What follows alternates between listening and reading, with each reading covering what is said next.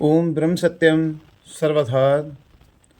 सब संगत के चरणों में नमन करता हुआ आज का विचार जो कि सतगुरुदेव महाराज जी, महात्मा मंगत राम जी, उनकी शिक्षा से है, उनके सदग्रंथों में से है, वो संगत की सेवा में रखूँगा। बड़ी खुशी होती है जब कोई इन विचारों को सुनकर ऐसा बोलता है कि हमें महाराज जी की शिक्षा बहुत अच्छी लगती है, ये बड़े अच्छे विचार हैं, ये हमारे दिल को छू जाते हैं। वाकई ही जो चीज़ हम चाहते हैं ना कि हमें ठंडक चाहिए, शांति चाहिए, तो वो तो सत्विचारों के माध्यम से ही आएगी।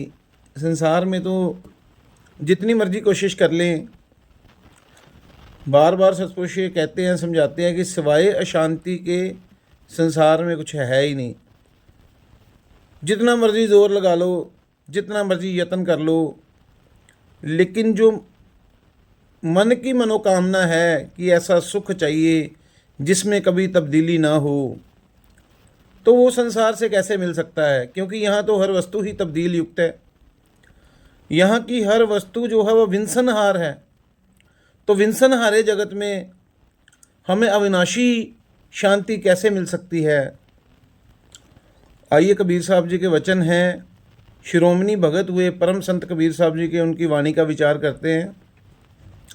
कहते वस्तु कहीं ढूंढे कहीं, कह विद आवे हाथ, कह कबीर तब पाइयो जब भेती लीजियो साथ।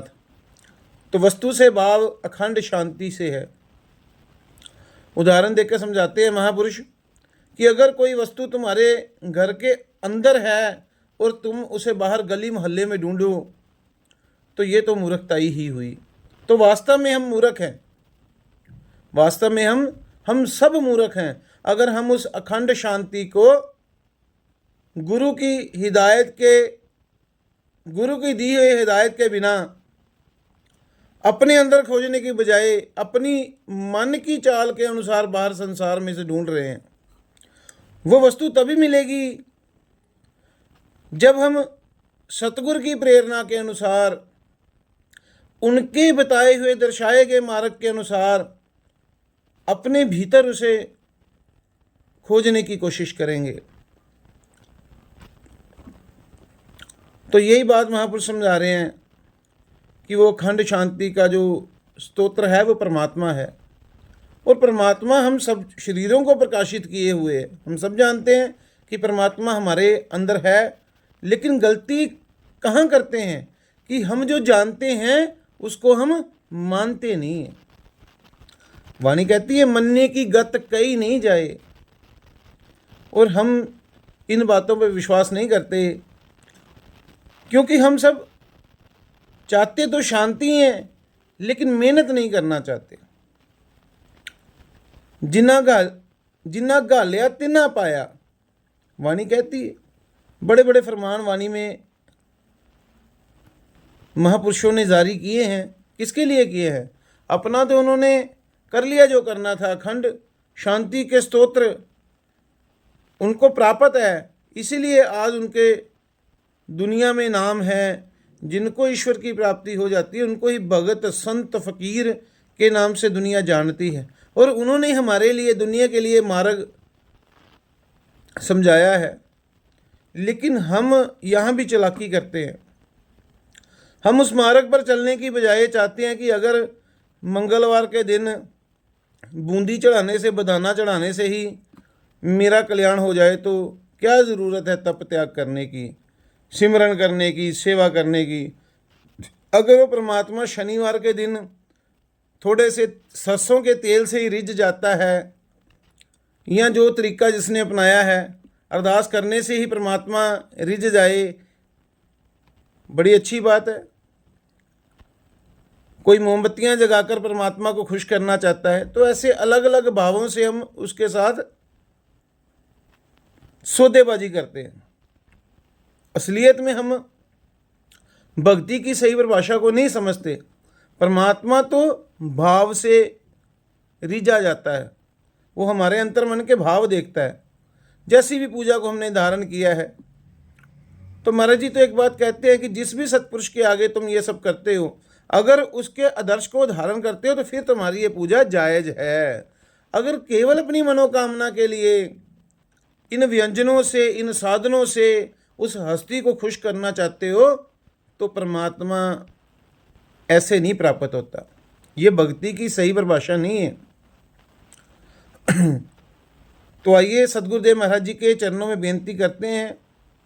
सदगुरुदेव महात्मा मंगत राम जी के चरणों में प्रार्थना है कि कृपया आप हमें भक्ति का सही मार्ग बताएं। सभी सत्पुरुषों ने अपने अपने तरीके से इस भाव को खोला है।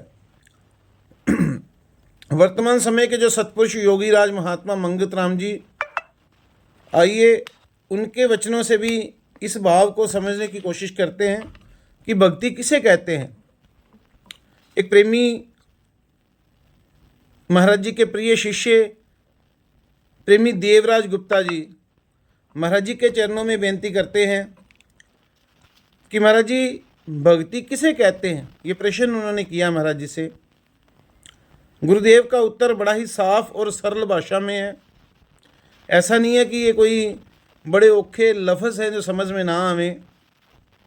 सिर्फ बात होती है तवज्जो की, मेरे ध्यान की। बड़े ध्यान से, बड़े प्रेम से महाराज जी के इस उत्तर को समझेंगे। गुरुदेव कहते हैं, प्रेमी किसी वस्तु को अपने से श्रेष्ठ जानकर, बड़ा जानकर बार बार उसका स्मरण करना, बार बार उसको याद करना, यही भक्ति है।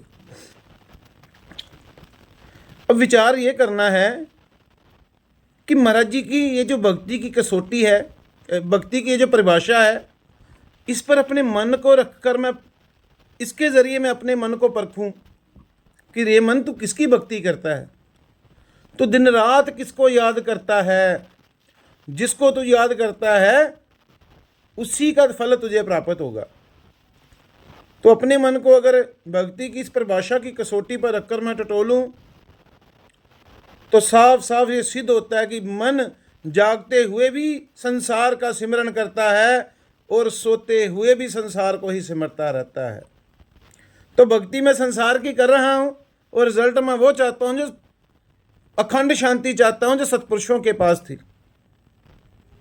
तो मेरी करनी के अनुसार ही मुझे फल मिलना है।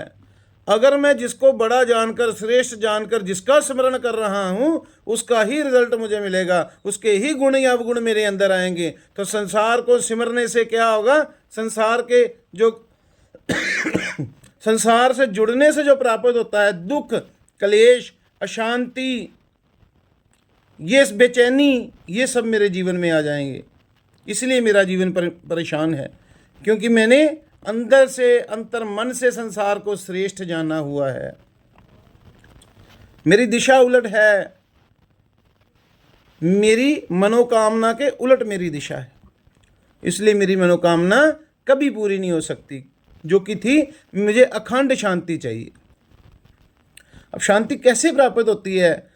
बार बार सत्पुरुष कह रहे हैं कि सिमरनी का नौका फेरो, मन जो संसार का सिमरन कर रहा है इसे ईश्वर की तरफ लगाओ। ईश्वर को श्रेष्ठ जानकर जो उसकी भक्ति करेगा वो इस संसार रूपी भवसागर से तर जाएगा। ईश्वर के साथ जुड़ने से केवल आनंद ही आनंद प्राप्त होता है, केवल शांति ही शांति प्राप्त होती है। इस दुनिया के दुख से वो परम शक्ति, वो परम सत्ता इसको निकाल लेती है। यही बात बुल्ले शाह के जो गुरु हुए इनायत शाह, उन्होंने बुल्ले शाह को समझाई थी। जब बुल्ले शाह जी ने चरणों में जाकर प्रार्थना की कि महाराज जी जिस आनंद में आप मस्त रहते हो कृपया मुझे भी उसका रास्ता समझाएं, मैं भी जानना चाहता हूँ, मुझे भी परमात्मा का मार्ग समझाएं कि उसकी प्राप्ति कैसे होती है। तो बुल्ले शाह जी ने उन्हें एक ही बात समझाई। उनके जो गुरु थे इनायत शाह, उन्होंने बुल्ले शाह को एक ही बात समझाई कि बुल्लिया रब दा की पाना, इधरों पुटना ते उधर लाना। यानी इस संसार से हटाकर इसको ईश्वर की तरफ लगाने से परमात्मा की प्राप्ति होती है। और इस काम में ये महाराज जी के जो 5 नियम है, सादगी, सत्य, सेवा, सत्संग और सत्सिमरन, ये बहुत सहायक सिद्ध होते हैं। इन नियमों की दृढ़ता से ही मेरे जीवन में स्थिति आएगी, क्योंकि ज्यों ज्यों इन नियमों में दृढ़ होता जाऊंगा शरीर की प्राणता का नाश होता जाएगा, मैं भाव से तू भाव में समाता जाएगा। तू तू करता तू भया मुझ में रही न हूँ, आपा पर का मिट गया जित देखूं तित तू। ज्यों ज्यों इन भाव में हम विचरते जाएंगे त्यों त्यों हमारे अंदर वो परम स्थिति आनी शुरू हो जाएगी। ईश्वर की भक्ति से ही शांति मिलती है। आइए इन वचनों को ध्यान से श्रवण करें और इस मार्ग पर हम दृढ़ता धारण करें। ओम ब्रह्म सत्यम सर्वाधार।